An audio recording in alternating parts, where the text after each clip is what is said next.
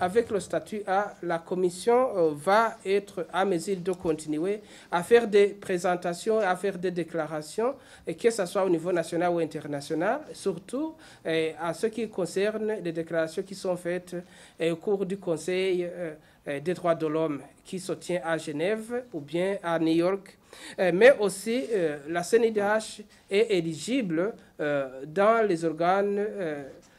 qui dirige les institutions des droits de l'homme. Je tiens à souligner pour le moment que le Burundi préside les commissions des droits de l'homme de l'Afrique de l'Est et fait partie du comité directeur du réseau africain des institutions des droits de l'homme et donc est éligible aussi de prendre part aux différentes positions au sein de GANRI. Autre chose, c'est que quand la Commission a le statut A, elle peut donner des contributions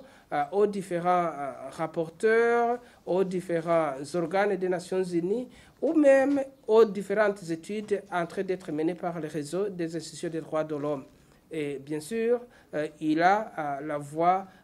il peut voter. Donc, chaque fois que des mesures peuvent être prises, ce sont les institutions avec le statut A seulement qui votent.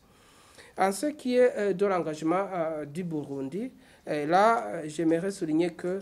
bien sûr, le gouvernement doit continuer à donner son appui, tant financier que même moral, pour que la Commission puisse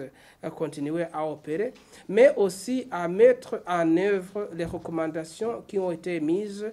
par la CNIDH dans le rapport annuel. Là, je tiens à souligner que la présidence de la République a déjà adressé une lettre officielle au Premier ministre, lui demandant